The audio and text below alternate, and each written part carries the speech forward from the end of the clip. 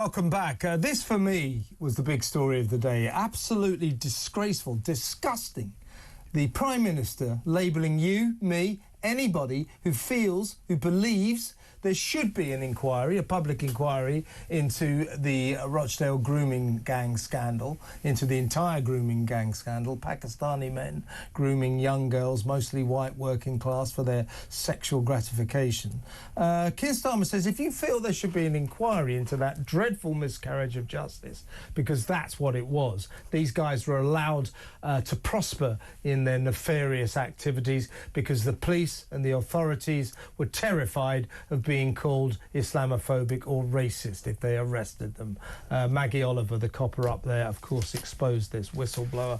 And that story, Maggie's story, was told in a 2017 BBC drama called Three Girls. This was of three girls who were one of the, they think, more than 1,000 victims. Young girls groomed, drugged for sexual purposes by mostly Pakistani grooming gang men. Remember this is the trailer for Three Girls back in 2017. There's no such thing as a child prostitute. What there is a child who's been abused. The 9 men have been released on bail. How many victims? 47. And when they went to the police, nothing was done about it. No one bothered. What do you think that does to a kid? We treat them as human beings and we say we're sorry. What is the point if a jury is not going to believe she's telling the truth? I watched her interviews and I believed her. There you have it. Still with Russell Quirk. If you remember, Russell, the reason that these kids were not protected was that coppers, social workers, the authorities generally decided they were council estate trash and they'd chosen this form of activity as a lifestyle choice. Absolutely outrageous. They were children. They were children. They were being raped. They were being sexually abused. They were being drugged.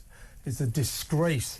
Now, Keir Starmer today, we'll play this in just a second. I think this is the most disgusting slur on the people of this country I've ever heard. He turned round. Now, I feel there should be an inquiry. I'm sure you feel, Russell, there should be an inquiry. A proper one. Millions of right-thinking people, quite rightly, believe we need a public inquiry. I know we have too many of them, but this is important. These were kids.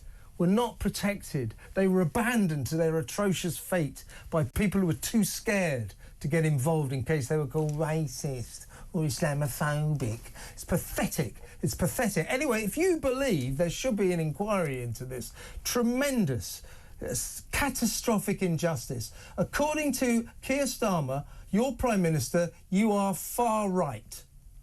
You are hitching your wagon to a far-right bandwagon. You are far right. Why on earth, Russell, is it far right to want an inquiry into this tremendous miscarriage of justice, into these poor kids who were not protected by people who should have known better? Let's just, before we discuss this, this is Keir Starmer, delusional little man that he is, defending himself. He was the Director of Public Prosecutions when all this was happening.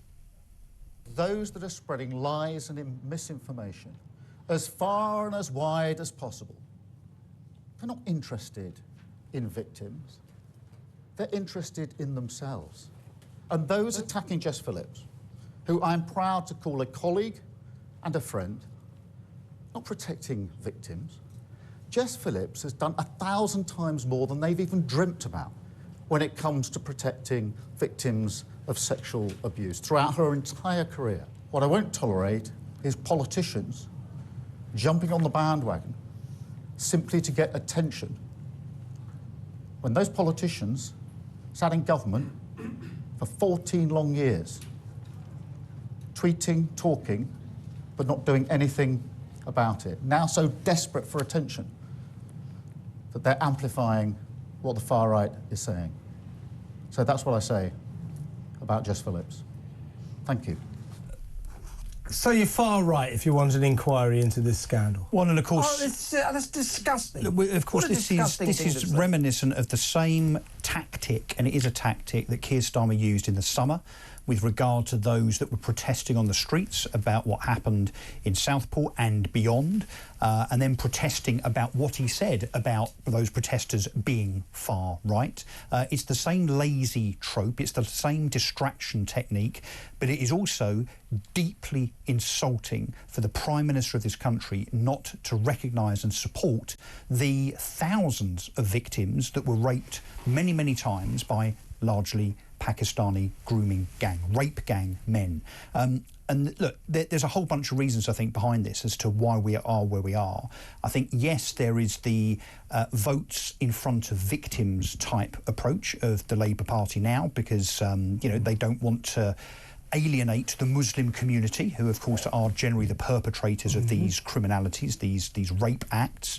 So there's definitely that. I suspect also, when it comes to any investigation, if it were done properly, if it had teeth, if it was done by someone unbiased, so not government, but, you know, an independent, which is the idea, KC or whatever, the number of politicians, bearing in mind most of these areas were Labour-controlled areas, so I suspect the number of politicians, council officers, senior police officers, and, of course, senior national politicians. I mean, we hear that Gordon Brown wrote a letter when he was Prime Minister to the Home Office saying, do not prosecute these rape gangs because the girls involved, bearing in mind they were under the age of consent, so therefore it was automatically statutory rape. That is what it is, regardless of whether they apparently so-called consented or not. I think it's a lot more than statutory. Well, but legally, they were raped. Regardless of any so-called defence, how they were dressed, how they acted, whatever, this stupid excuse for lifestyle choices.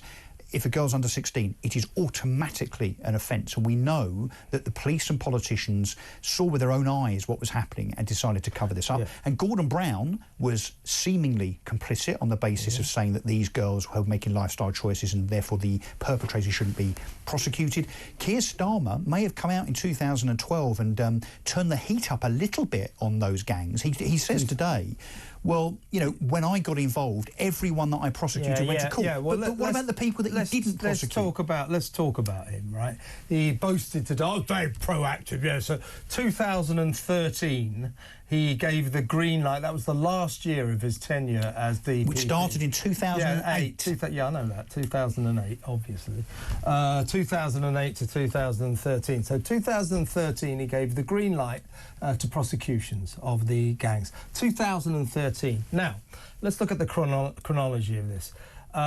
In 2014, the J report found that at least 1,400 kids had been abused in this way that we've been describing by almost exclusively Pakistani predators for 16 horrific years leading up to 2013. All the time, our hero, Keir Starmer, from 2008, for what is that, 6 years, was the Director of Public Prosecutions. Now, lest he tries to say, oh, well, you know, I didn't know about it, in 2011, the Times newspaper did a massive expose of exactly what had been happening. Nothing, no reaction from the Director of Public Prosecutions. Only in 2013 did he finally give the green light to prosecutions. So he's boasting about how brilliant he was, but no, he did nothing. From 2008 until 2013, he did nothing. His parting gesture was say, yeah, let's prosecute a few of these guys. And today he's boasting about how good he was. Yep. Unbelievable. You're a disgrace. Almost as bad as when you tried to nick all those Sun journalists. He was a useless DPP. He's so delusional about himself, he keeps boasting about it. You've got nothing to boast about, Starmer. Nothing at all. Well, and also Maggie Oliver, of course, who is on this channel a lot and has been, particularly over the last few days, understandably talking about this, was very, very clear. And I think it made the front page of some newspapers this morning, where she said that Keir Starmer is as guilty as anybody over this, because effectively him sitting on his hands, him either protecting the Muslim vote or protecting Labour colleagues, meant that this carried on for years and years and years because of his apathy and inaction. Yeah, and so Elon Musk tweeted that Starmer was complicit in the rape of Britain. I think he means that on a number of levels. And then he went on to really infuriate the Labour lot by daring to criticise Saint Jess Phillips, the woman who cares so much about vulnerable kids that she's blocked an inquiry into the Rochdale grooming scandal. So that's how much she cares. Don't give me that claptrap.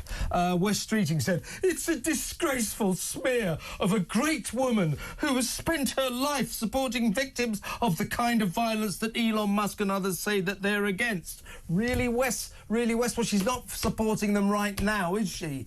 She's done this for two reasons.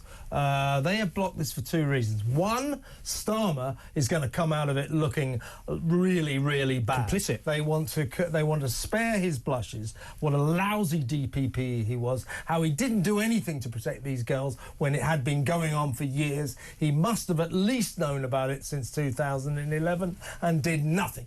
Nothing. So they're worried about how he will look in it, should there be an inquiry. And second, of course, such an inquiry would alienate the Muslim community. And guess what? Labour needs the Muslim vote at the next election. Well, particularly don't give me this stuff about Jess Phillips. This is disgusting. Well, and it's obvious. Just join the dots. Jess Phillips got returned just into her seat with a majority of just 684 votes. She doesn't get the Muslim vote. She's out of Parliament at the next election. So they're trying to protect her. That's why, in my view, in my opinion, and I think you might agree with me, that is why she is blocking an inquiry for her own political purposes, because she wants to get voted back in, and so does Labour. Lovely, isn't it? Because otherwise, Kev, I mean, honestly, what have the Labour Party got to lose by having an inquiry? They've got everything to gain, as in being seen to support the victims, try and get to justice. And the other thing that, you know, we've talked about on Talk, but is never talked about on the other media channels, it seems, is what about those that have turned a blind eye? What about those that have enabled, those that are complicit?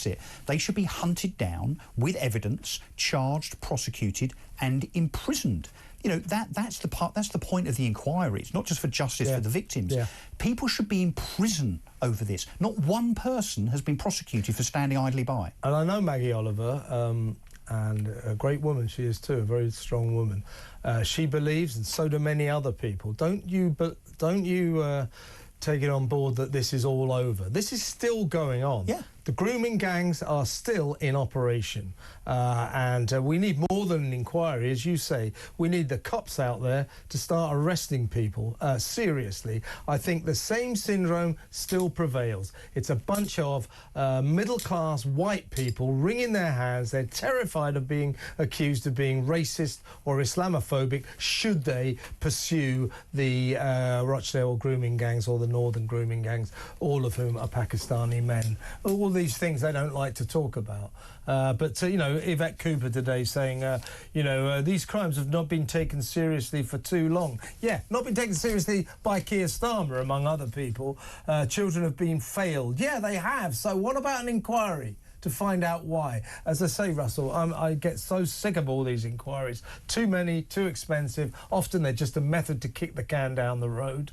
But by the way, the COVID inquiry costs £300,000 every single bloody day. So I rest my case. But I do feel that this is one instance where the nation is owed a public inquiry, and far more importantly, these poor victims, more than 1,400 young girls, drugged, raped, abused, sexually assaulted, treated like dogs by these awful grooming gangs. They deserve a public inquiry, and if Labour don't give it to us, to hell with them. And do you know what should happen, Kevin? There should be a motion in Parliament, a private member's, early day motion or whatever, whereby a vote is called of all 650 members of the House of Commons. And if any MP wants to put their hand up, or rather not put their hand up for an inquiry, well, let them be damned as a consequence when that happens and it's public, particularly those Labour MPs that inevitably will vote not to have an inquiry. The trouble is that Labour rules the House, so it's unlikely to happen, but I agree with you. Next up, to do with all this, the Home Office, despite all of this, despite all of the problems we've got with migrants, many of these Pakistani grooming gangs were migrants, people who are asylum seekers. Despite all of this, the Home Office continues to refuse to publish the data from grooming gang deportations, how many people they've deported. That will be because they haven't deported anyone, I doubt. Zero, probably. So we'll talk about that next. Stay where you are.